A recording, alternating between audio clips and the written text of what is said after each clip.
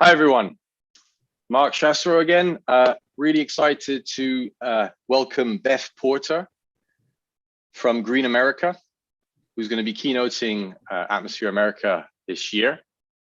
This is the first time that Beth is speaking and attending one of our Atmosphere conferences. And she works for Green America, and she's the Climate Campaigns Director. And she leads basically public engagement and corporate accountability campaigns on climate impacts such as greenhouse gas emissions, energy use, and solid waste. And why is this relevant for our industry? Because she's also directing the Cool It campaign. And I think, you know, this goes back to what I referred to in my opening statements. There's a new generation of consumers. They have high expectations from corporations. They expect corporations to deliver on environmental objectives and are going to hold these corporations to account. And I think Green America and their work that they've done, and we're going to hear about what they're doing with Trader Joe's, what they've done with Walmart, I think is very relevant and pertinent for us to understand better. Okay, so I'd like to welcome Beth. Give her a round of applause, and we're going to have about 30-minute session now for her to explain what they're doing in detail. And please, please, please use the chat forum on the bottom right of your window to submit any questions or comments.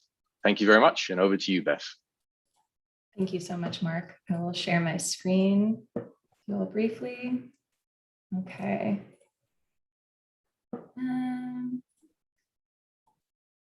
Excellent. Can you see that? Everything good? All good. Wonderful. Hello, everyone. Thank you to all who've worked to make this conference possible and for inviting me to speak with you today. As Marc mentioned, my name is Beth Porter, and I work on climate campaigns at Green America.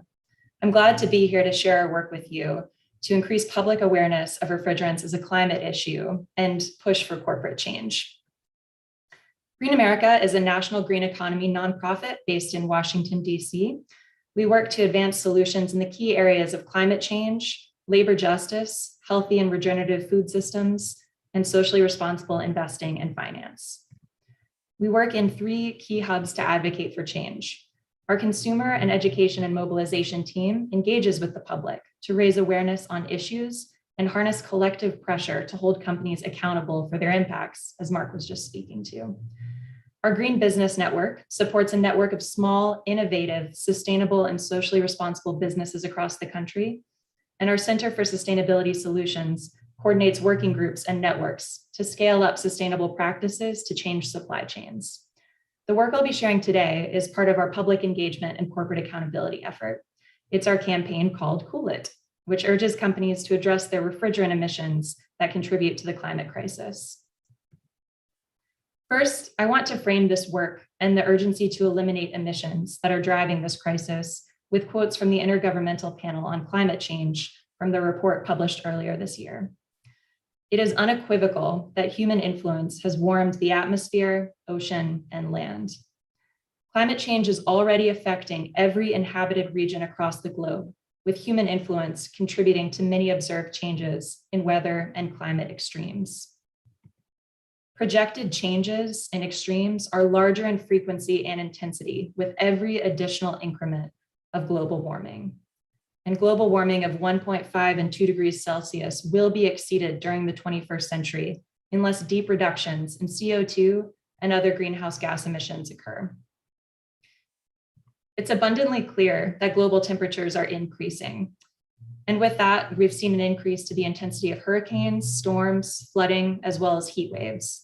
It's estimated that 1 billion people lack cooling access around the world, putting them at significant risk from increasing heat-related illness and death. Cooling is crucial for public health, and we need to develop policies and practices that mitigate heat islands and reduce the inequitable distribution of risks. We also need cooling to be sustainable for the climate, because to adequately meet cooling needs, the United Nations has estimated 14 billion cooling appliances will be needed by 2050. There are sweeping solutions needed to eliminate the emissions that are driving the climate crisis. One critical solution is found in our cooling systems. It's, of course, replacing unsustainable refrigerants and shifting toward accessible, climate-friendly cooling. As I know many of you are aware, the climate impacts of refrigerants are significant, largely driven by the use of hydrofluorocarbons, or HFCs, which have hundreds to thousands the global warming potential of carbon dioxide and are among the fastest growing greenhouse gases globally. The UN has reported that eliminating unsustainable refrigerants like HFCs can prevent 460 billion tons of greenhouse gas emissions, and that better cooling and refrigerant alternatives can prevent 0.5 degrees Celsius of warming by the end of the century. As we need to prevent global temperatures from rising more than 1.5 degrees Celsius to avert the deadliest effects of the climate crisis, 0.5 degree is incredibly significant to this effort. Public awareness and concern on climate issues has also continued to grow. The Pew Research Center reported in 2019 that 62% of people in the United States, of adults in the United States, said climate change is affecting their local community in some way, such as longer periods of hot weather and more intense storms. And there are movements building pressure to hold heavy emitters and those with decision-making power accountable. In 2020, the Yale Program on Climate Communication reported that an estimated 70% of adults in the country think that corporations should do more to address global warming. People want to see change. That's why Green America works to raise awareness on how large companies are impacting the world and channel collective pressure to really push for that change. Our Cool It campaign works to urge supermarket chains to cut super pollutant HFCs. We work to raise the profile of the climate impacts from refrigerants with our audiences and use digital actions to tell slow-moving companies to really act on these emissions. In our research to develop a campaign on refrigerants back in 2018, it wasn't long before we learned of the excellent work by the Environmental Investigation Agency. We've since become partners with EIA and collaborated on several initiatives together, which I'll outline shortly. As EIA has reported, supermarkets have large refrigerant leaks. In the US, supermarket leaks contribute 45 million metric tons of CO2e a year. That's the emissions equivalent of 9.5 new cars on the road. But it's estimated that if all US supermarkets switched from HFCs to a natural, ultra-low GWP refrigerant, HFC emissions could be reduced by roughly 35%. We want to see companies commit to reach non-HFC, ultra-low GWP natural refrigerants in all facilities by 2030. And to make the immediate commitment of using these climate-friendly refrigerants in all new stores and major retrofits. We also urge companies to strive for a less than 10% annual average leak rate and to disclose this information publicly. We use several approaches to spread the word through our campaign, including social media, email blasts to our member lists, and press coverage. The first step for our campaign was really helping audiences understand how refrigerants impact the climate. It can be tough to draw this connection from something that's pretty invisible to most folks on the day-to-day, but we have had good engagement with kind of unusual social media posts like this one that really show this connection visually. We also walk through the issue on our campaign page, explaining how refrigerant gases affect the climate, why HFCs are so important to address, and how people can take action. Our campaign largely focuses on corporate action, but we also have a suite of pieces and articles for our audiences that outline ways they can reduce refrigeration impacts at home, from looking to energy efficient appliances to coil cleaning their refrigerators and how to dispose of old appliances responsibly. People want to take action at home as well as push companies for change. We also use social media platforms such as Instagram, Twitter, and Facebook to share updates on the campaign and progress on refrigerants broadly, such as the AIM Act passage and the EPA's great work to phase down the production and use of HFCs in the next 15 years. Here are a few examples of media coverage of our campaign. We've reached audiences of nearly 900,000 viewers through articles like these so far. And here I will share my sound with you all. We've also used video to communicate the relationship between refrigerants and climate. I'd like to show a quick video we made last year with Next Day Animations, which has received thousands of views, and who I think really helps draw people to understand this connection. Marc, give me a signal if for some reason you can't hear. The temperature of our planet has risen almost a full degree Celsius in the last 100 years. We all know we need to act fast. The good news? There's one thing we can eliminate which could keep the global temperature from rising by half a degree. Want to guess what? Reduced meat consumption is a great idea, but not what we're talking about. Reducing carbon emissions is also essential, but there's something else. It's in your neighborhood supermarket. It's this refrigerator. Actually, it's the gas that's used as refrigerant to make this fridge cold. Refrigerants are in all refrigerators, freezers, and air conditioners.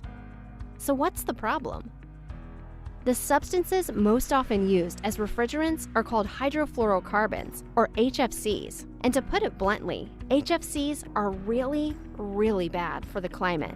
We're talking thousands of times more powerful than CO2 in terms of climate change.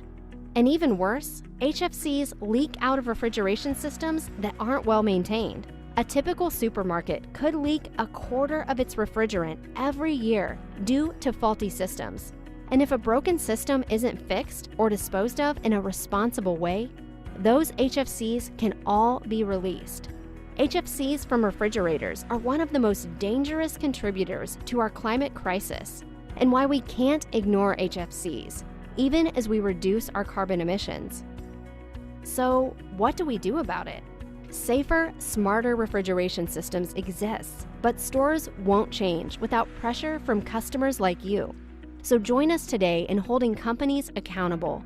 Visit Green America's website to learn more about HFCs and take action today, because it's not too late to tell supermarkets to cool it. Okay. Apologies, I'll just hop back in. These are just some of the ways we work to spread awareness on the issue. Educating on why refrigerants matter and emphasizing the work that companies need to do allows us to build collective pushes to influence change at the corporate level. As I mentioned, our campaign works to raise awareness on this issue, and we launched Cool It with a focus on Walmart's refrigerant practices in 2019, after several weeks of unsuccessful attempts to speak with the company directly on our concerns with its HFC emissions. In just over a year, more than 100,000 people signed the online petition to Walmart through the continued outreach to our audiences and collaboration with other advocacy groups who amplified to their networks. The focus on Walmart was decided based on several reasons, one of which being the scale and influence of the company on the retail sector. Walmart controls about a quarter of the US grocery market, making it the largest food retailer in the country. Walmart reports that HFCs are now over half of its Scope 1 emissions, and it releases over 3.7 million metric tons per year. In fall 2020, Walmart finally set a new commitment on refrigerants, but the stated goal is to reach low impact refrigerants by 2040. Walmart did not release interim targets with this announcement, details on how it will transition, or its intention to disclose its average leak rate. Here's part of why we have concerns. In 2010, Walmart pledged to begin reducing HFCs in 2015. However, as you can see here, based on data submitted from Walmart to the Carbon Disclosure Project, the company achieved a slight decrease that year, but went on to increase HFC emissions in the subsequent years. In 2013, EIA reported that after taking that 2010 pledge, the company built hundreds of new stores in the US, but not a single one was HFC free. Walmart has continued to make public statements on tackling HFCs that sound promising, but unfortunately, its emissions continue to rise. The lack of progress to meet its prior goal is why it's concerning that this new goal is relatively vague and has a 2-decade timeline. This is out of step with the realities of the climate crisis, which escalate each year, as well as not in line with the new regulatory landscape. That's why Cool It and other advocacy efforts work to build pressure so that companies will set ambitious goals and make actual progress to meet them. In addition to our digital campaign work with the public, we've conducted outreach to shareholders on this issue as well. After Walmart announced its 20-year timeline to address refrigerants, the Pennsylvania and Rhode Island treasurers co-filed the first ever shareholder resolution on refrigerants last year. This requested that Walmart issue a report describing how it plans to limit its impact on climate change by increasing the scale, pace, and rigor of its plans to reduce refrigerants released from its operations.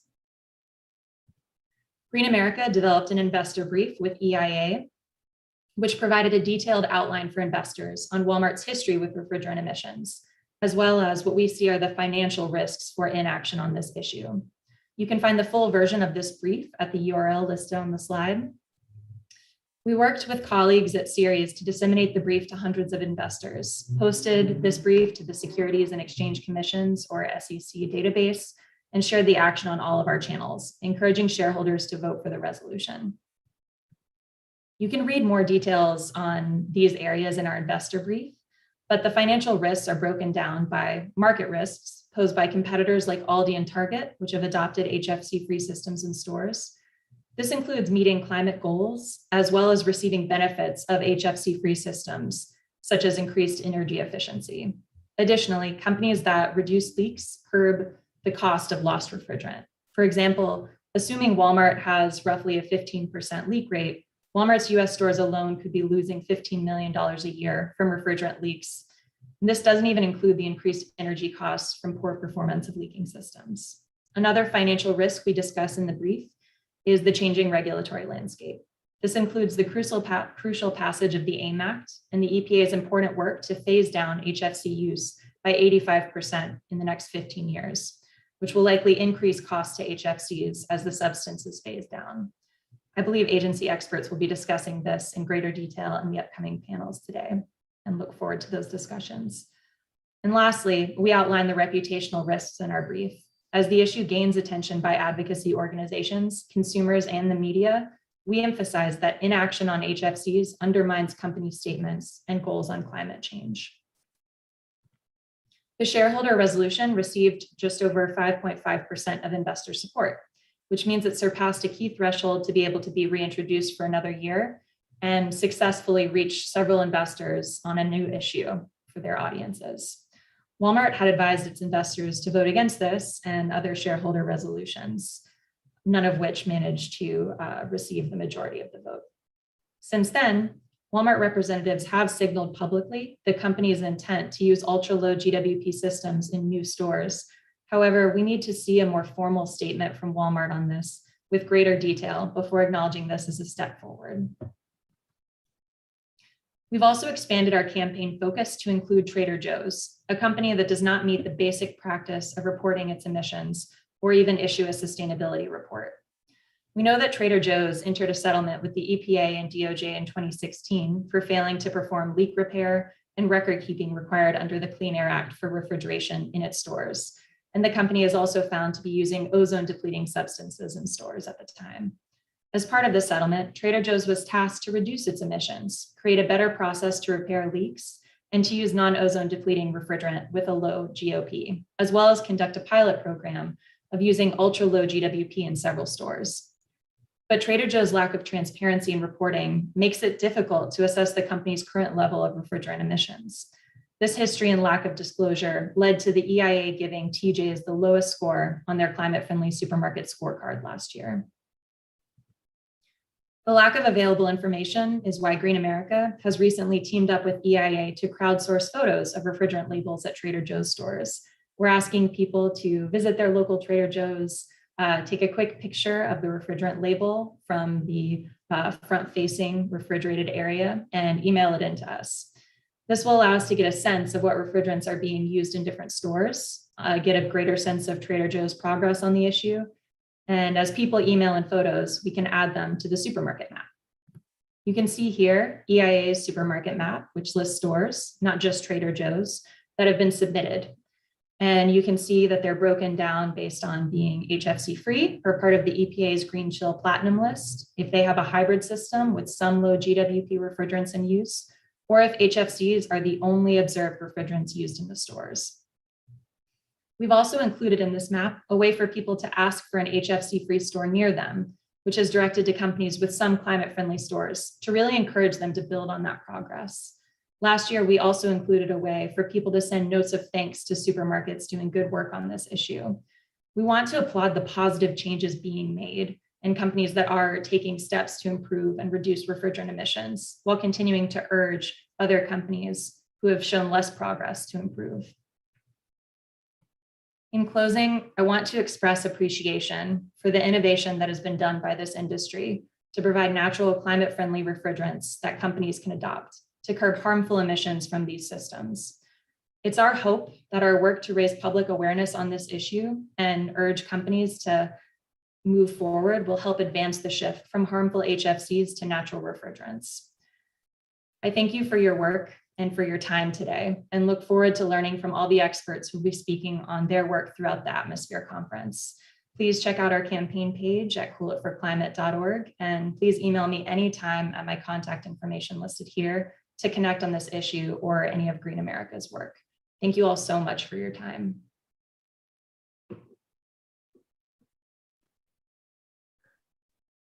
Thank you, Beth. I think some important messages there for our audience.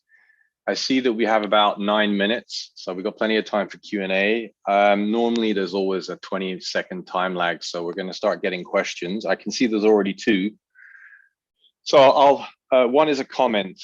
Can you please send out the links to the video that you showed, which was really instructive and very, easy to understand? Absolutely, I'll be glad to send those to Marc and Charlotte and the other organizers, and perhaps we can. Yeah, okay, great, thank you. We'll make sure that the participants will get a link.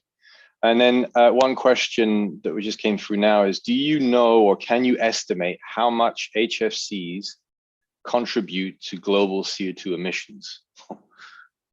Ooh, that's a tough one. It is a tough one. And I will say, first and foremost, I'm not a climate scientist. I follow the work of climate scientists and do my best to advocate on the solutions that are acknowledged to be some of the best solutions. So I know that HFCs are the fastest growing greenhouse gas globally in recent years. I think perhaps they make up just less than 5% of all global emissions. But again, something that we really are trying to emphasize is the potency of these greenhouse gases. And that's a big part of the challenge. So we want to make sure that as we do the crucial work to address CO2 emissions, to address methane emissions, as we need to eliminate all emissions that are driving the climate crisis, that we don't forget about HFCs and that we really acknowledge the, power that these greenhouse gases have to warm the planet. So we want to make sure that as companies are trying to reduce their scope 1 CO2 emissions, that they are also focusing on HFCs, which for supermarkets, as I mentioned, can make up half or over half of their direct emissions. Okay, thank you. All right, a couple more questions just came through. What HFCs or other refrigerants have been seen by consumers at Trader Joe's? That's the first question. And then a follow-up one is, have the consumers that have been sharing pictures with you, have they seen any CO2 refrigeration systems at Trader Joe's? Yeah, it's a great question. And we recently launched this action. So we're still getting in submissions. We're still trying to remind folks to submit. It takes several weeks to build some up, but we've gotten several dozen photos already from different cities around the country. And I haven't had a chance to look at each individual photo, but we know that we've seen some CO2. We also know that we've seen some hydrocarbon? Some HFCs. So I want to say R410A, 410A. Thank you. Yep. I always get those messed up. I appreciate the experts correcting me. So we've seen a mix. So there are signs of those CO2 systems being used. So we just want to get a sense of what the broad picture looks like. And as I mentioned to Marc before, we do continue to reach out to Trader Joe's and Walmart with every evolution of our campaign, every push that we do.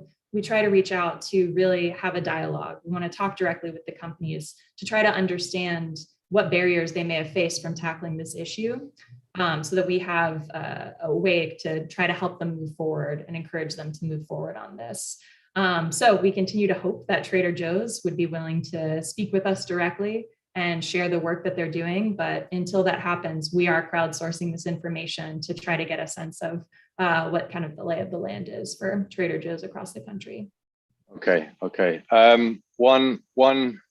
I got a few questions for you, but I'll let the others ask first. So here's another one for you. Do leaks have any impact on product quality? On the performance of the refrigeration? Yeah, on the product. I assume he means, yeah, that's actually a question. Do you mean on the product quality that the consumer is buying, or the efficiency of the systems? Obviously, on the efficiency of systems, they definitely have an impact, but I assume he's talking about the product quality. Maybe there'll be a follow-up question.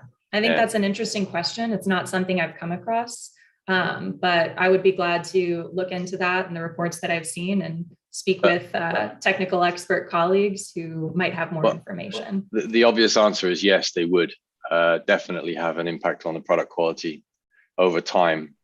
So yeah, it depends also what temperature these products are stored, because there are different temperatures in the stores, right? So maybe there'll be clarification there from Victor. Another one from Project Drawdown. Originally estimated 3 gigatons per year in direct emissions from HFC leakage. 3 gigatons per year, right? Whereas the Carbon Trust estimated 1 to 1.5 gigatons per year. Okay. So this is Richard just giving you some estimates of emissions coming from HFCs. So some are estimating 1.5 gigatons a year, others 3 gigatons a year. 1 gigaton is about 1 billion metric tons of CO2 equivalent.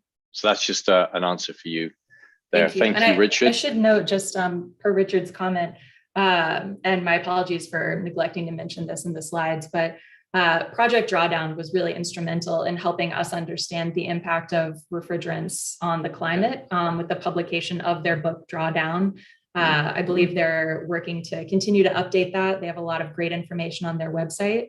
But I think that just emphasizing the suite of solutions that they outline on their website and book are all needed and all critical for us to really meet those targets for our global temperature. So this is one area that we're really trying to focus on, but definitely want to acknowledge that we need to make a lot of progress in sectors across society to deal with this issue. Okay, thank you for that. I have a question that I'd like to ask about Walmart.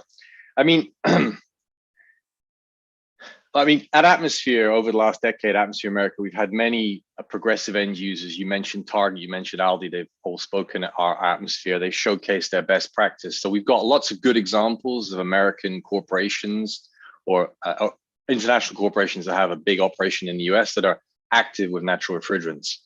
Okay, but it's still a small number. It's still it's a ridiculously small number still today, but it's progress. And they need to be thanked for that progress, being the first ones to really push on that. But to my knowledge, right, what you did regarding Walmart, this kind of shareholder activism, that's pretty aggressive stuff, right? That's like saying, hey, big corporations, we're going to act as a shareholder and we're going to put pressure on your management as a shareholder to actually commit to and hold you accountable to deliverables and to track that. That's a new wave of looking at things. And can we, my follow-up question then is, well, that's a comment, but my question is, who's next? Who are you going for next? If you get what you want from Walmart, who are you going to go for next? That is a great question. And I will say that the shareholder work is ongoing. I can't speak to the direct dialogues occurring at this time, but we look forward to sharing updates as it arises in the coming months. But I think that something really important that I want to emphasize is obviously we are campaigning publicly, pushing these companies to change. We see public pressure as a really important point to drive change, and the shareholder action was sort of an extension of that. I think public pressure is really the foundation, raising awareness about the issue, having over 100,000 people sign our online petition, and then seeing this new commitment from Walmart, and frankly thinking that it's not adequate to address the scale of their emissions and particularly how long that Walmart has known about this issue and has acknowledged this as an issue. So that was part of the shareholder work, was really trying to fine tune and elevate the ask around their new goal.